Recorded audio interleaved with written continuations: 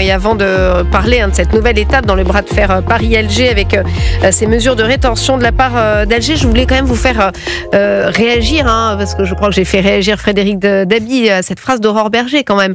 Jean-Luc Mélenchon qui est devenu le Jean-Marie Le Pen d'aujourd'hui. Elle dit cet antisémitisme, eh bien, ce n'est plus un dérapage, c'est une stratégie. Aujourd'hui, LFI donne le permis d'être antisémite. Paul Melun. Moi, je suis assez d'accord avec ce qu'elle dit, c'est-à-dire que on vient là couronner une stratégie de longue haleine chez Jean-Luc Mélenchon, qui a commencé depuis plusieurs années, où il a décidé, vaille que vaille et coûte que coûte, d'aller séduire un électorat communautarisé, et qu'il a compris justement, en rapport à ce qu'on disait tout à l'heure sur le RN, que le RN avait capté la France populaire, que le RN avait capté les classes populaires, les ouvriers, les employés, etc., et que, eh bien, la stratégie de Jean-Luc Mélenchon était de cliver, de fracturer le pays, de diviser pour exister. Et quand on regarde ce sondage, on est obligé de dire que ça fonctionne quand même plutôt bien, puisqu'il demeure à 12 ou 13%, et qu'on sait que Jean-Luc Mélenchon, quand il aborde une présidentielle à des niveaux, il monte en général. Là, on parle d'antisémitisme, il faut être antisémite pour aller...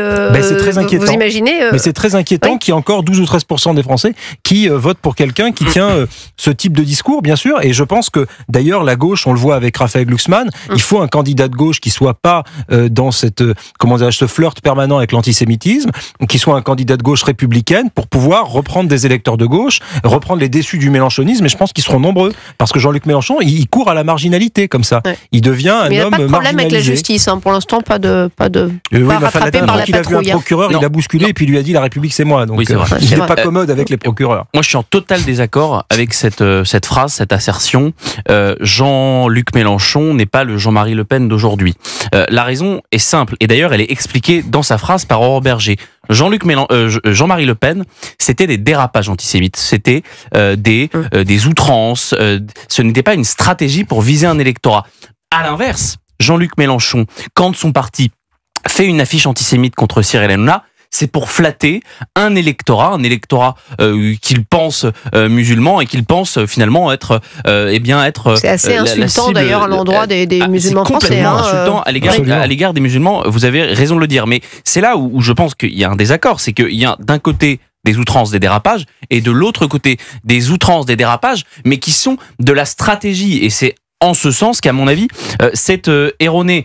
Le sujet, c'est que oui, visiblement, ça fonctionne. Jean-Luc Mélenchon à 13% à 2 ans d'une élection présidentielle, c'est sans doute l'un de ses meilleurs scores. Oui, dans les années en 2017, si vous prenez l'année 2015, il est autour de 10%. La dernière présidentielle de 2022, Jean-Luc Mélenchon, je suis pas sûr qu'il dépasse les 11%. Non, il est en dessous. Il y a, vous avez raison de le dire, Paul, une marginalité, mais c'est toute la stratégie de Jean-Luc Mélenchon. C'est pendant 4 ans, pendant 3 ans et demi avant une présidentielle, la radicalité, vous sécurisez une base. On a entendu Frédéric Dabi nous dire que bien les 13% aujourd'hui de Jean-Luc Mélenchon, c'est cette gauche radicale qui ne jure que par Jean-Luc Mélenchon. Donc vous pouvez lui parler d'Olivier Faure, de Raphaël Glucksmann, de n'importe qui, ça ne les intéresse pas. Et ensuite, on sait très bien, et ça Paul le sait mieux que moi, la capacité du peuple de gauche à se rallier quand bien même il y aurait des dissensions. On l'a vu lors des dernières élections législatives. La gauche, vous y croyez quand même encore à cette alliance? J'entendais Jérôme Gage, qui a toujours été sur cette même ligne, mais là, ça existe depuis 70 ans. On a dépassé les lignes. Oui, il a dépassé les lignes, pardonnez-moi. Le 7 octobre, c'était avant les élections européennes. Jean-Luc Mélenchon, Rima Hassan, Mathilde Panot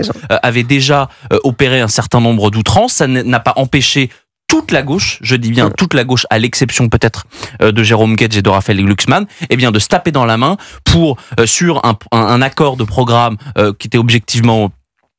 sur la question par exemple d'Israël dégueulasse, sur la question de l'économie, il y aurait eu 250 milliards d'impôts en plus. Donc la gauche a cette capacité-là incroyable que la droite n'a pas, c'est qu'elle se rallie quoi qu'il arrive. Après... et quoi que sont les dissensions. Donc je pense que Jean-Luc Mélenchon aujourd'hui à 13%, c'est un score qui est très haut, trop haut. La seule question qu'on peut poser, c'est est-ce que Raphaël Glucksmann, dans l'opinion, va continuer à peser? Est-ce qu'il a une solidité électorale? Ça, c'est ce qu'on verra. Mais si il l'a fait, l'accord.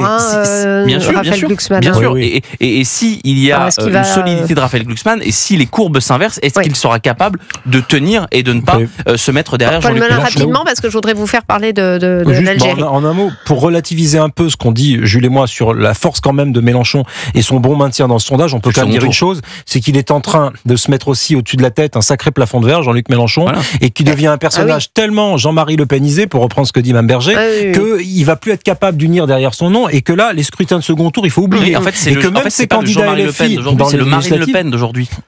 C'est que Marine Le Pen, on savait qu'elle ne passerait jamais en 2017 au second tour. On savait qu'elle ne passerait jamais en 2022 au second tour parce qu'il y avait ce plafond de verre. Aujourd'hui, le plafond de verre, il est chez Jean-Luc Mélenchon et pas du tout chez Marine Le Pen. Il a le plafond de verre qu'avait jadis son père, Jean-Marie Le Pen, par exemple, en 2002, quand face à Jacques Chirac, il perd à 80-20. C'est-à-dire qu'il est complètement au ras des pâquerettes du moment qu'il y a des fronts anti-Mélenchon qui se créent aujourd'hui parce que plus personne ne veut, associer son bulletin de vote à un parti aussi extrémiste. Ce qui est le contraire de la stratégie dédiabolisation, me semble-t-il, qu'a entamé Marine Le Pen et qui marche très très bien dans les urnes.